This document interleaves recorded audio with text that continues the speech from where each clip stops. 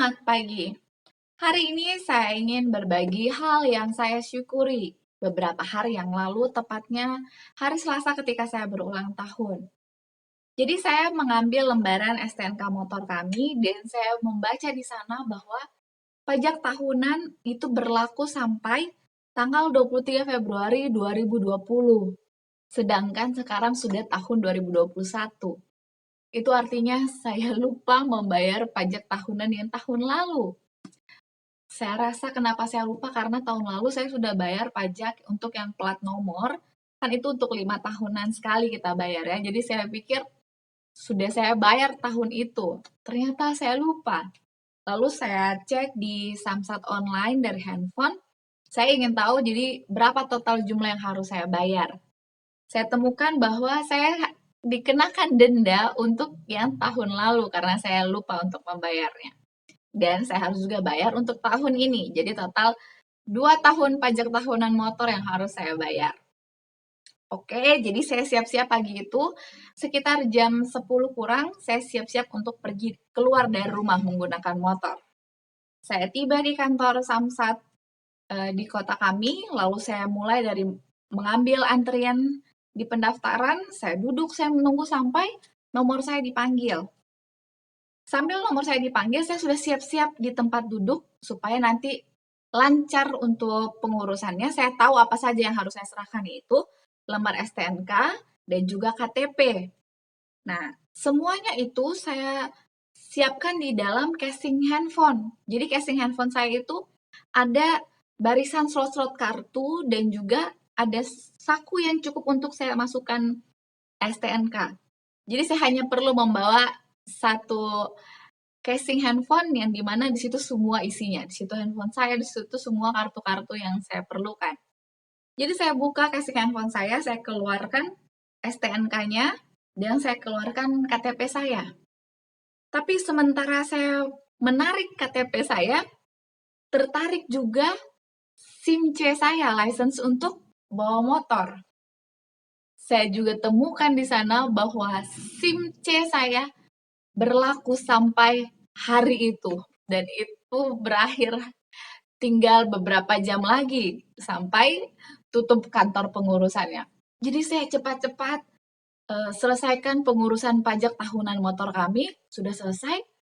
Saya itu sekitar jam 11 lewat, saya langsung pergi ke customer service. Saya tanya, Mbak, kalau untuk perpanjangan SIM C kemana ya? Karena dulu biasanya waktu di Bandung saya ditemani oleh papi untuk ngurusin, tapi sekarang karena sudah merantau harus urus sendiri dan harus mandiri. Ya lalu kata mbaknya, oh ibu harus ke Polresta yang ada di daerah Sukajadi, katanya begitu. Oh iya, terima kasih informasinya. Saya kembali ke motor, saya mencari di mana Polresta di kota kami. Setelah sampai di sana sudah jam setengah 12. Di parkiran saya bertemu dengan seseorang yang baru keluar dari kantor untuk pengurusan SIM itu. Saya tanya, di mana ya tempat untuk ngurus SIM? Lalu orang itu yang di parkiran menyebutkan, Ibu mau perpanjang SIM atau buat baru? Saya bilang, saya mau perpanjang SIM C. Sudah ada surat keterangannya. Oh, pakai surat keterangan ya? Iya, daripada Ibu bolak-balik, katanya, Ibu pergi saja ke klinik yang di sana supaya cepat pengurusannya. Saya bersyukur kepada Tuhan, Tuhan berikan saya informasi lewat orang ini. Jadi saya segera urus surat kesehatan, selesai, saya kembali ke kantor pengurusan SIM perpanjangan. Saya masuk, saya daftar, lalu di sana saya diberitahu bahwa Ibu, ini akan kita lanjutkan prosesnya nanti ya setelah makan siang. Jadi karena saya datang di antara jam makan siang istirahat, jadi saya harus menunggu sampai para petugas selesai untuk istirahat makan siang. Jadi saya tunggu sampai selesai. Lalu ketika sudah saya urus-urus, diterbitkanlah SIM C saya. Ketika saya lihat, oh ternyata SIM sekarang sudah model baru. Saya berterima kasih kepada Tuhan dengan kelalaian saya. Tuhan masih berbaik hati mengingatkan saya untuk melakukan kewajiban saya membayar pajak tahunan, dan saya juga diingatkan bahwa SIM C saya harus segera diurus karena biaya pengurusan SIM baru dibanding dengan perpanjangan lebih mahal. Jadi saya pikir saya akan lebih berhemat ketika saya melakukan perpanjangan daripada saya harus membuat baru. Saya berterima kasih kepada Tuhan atas perhatian Tuhan yang begitu detail dalam hidup saya. Ini hal yang saya syukuri. Saya berharap Anda pun memiliki hal-hal yang Anda syukuri, mulai dari hal-hal yang kecil. Baiklah, kita akan lanjutkan bacaan renungan pagi kita hari ini, tanggal 26 Februari dengan judul, Kita Tidak Akan Mencuri. Ayat intinya tertulis di dalam Keluaran 20 ayat 15. Jangan mencuri. Penjelasannya, baik dosa-dosa umum maupun secara pribadi tercakup dalam larangan ini. Hukum yang ke-8 ini menghukum penculikan dan soal perbudakan dan melarang peperangan untuk menguasai orang lain. Itu menghukum pencurian dan perampokan. Dituntutnya kejujuran dalam hal-hal yang paling kecil dalam segala urusan hidup. Hukum itu melarang ketamakan dalam perdagangan dan dituntutnya pembayaran utang atau upah yang adil.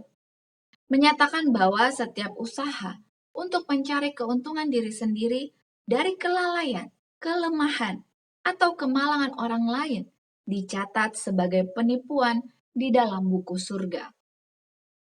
Hukum yang ke-8 itu harus menjadi benteng jiwa dan memagari manusia di dalamnya, sehingga ia tidak akan mengadakan pelanggaran yang berbahaya. Yang cinta dirinya dan keinginannya untuk laba akan dibuat atas hak-hak sesamanya manusia. Dilarangnya segala macam ketidaktulusan, ketidakadilan, atau penipuan. Biarpun itu umum, betapapun itu dimaafkan oleh dalih-dalih yang mungkin masuk akal. Jangan mencuri ditulis oleh jari Allah di atas loh batu.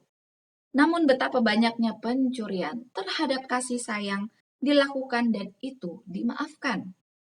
Pertunangan yang dapat menyesatkan dipelihara. Hubungan-hubungan rahasia diteruskan. Hingga kasih sayang seorang yang tidak berpengalaman dan yang tidak mengetahui kemana pertunangannya akan bertumbuh, berada dalam satu tindakan yang ditarik menjauh dari orang tua dan diletakkan di atas seseorang yang sebenarnya tidak layak dicintai. Alkitab menyalahkan segala jenis ketidakjujuran. Meremehkan hati ialah suatu kejahatan yang bukan main besarnya di pandangan Allah yang suci. Sebagaimana kita berurusan dengan sesama manusia dalam cara yang tidak jujur, atau mengadakan penyelewengan secara berani, demikian pula kita akan memperlakukan Allah. Orang-orang yang terus berbuat hal-hal yang tidak jujur akan terus melakukan kebiasaan mereka hingga mereka menipu jiwa mereka sendiri serta kehilangan surga dan hidup yang kekal. Selama langit dan bumi ada, prinsip suci dari hukum Allah itu akan tetap ada, suatu sumber berkat, memancarkan aliran-aliran untuk menyegarkan bumi. Aplikasinya bagi kita hari ini, marilah kita merasa puas dengan segala hal yang menjadi hak kita yang kita peroleh dengan cara yang tepat. Janganlah kita mengambil milik seseorang ataupun hak seseorang, kalau istilah kita yang biasa kita dengar adalah mencari kesempatan dalam kesempitan. Baiklah kita jauhi hal-hal tersebut dan kita minta pertolongan Tuhan agar kita menghindari hal-hal yang seperti ini. Slogan kita, awali hari ini dengan renungan pagi. Terima kasih banyak kepada Anda sekalian yang terus tekun dalam doa. Saya percaya Anda telah merasakan kuasa doa.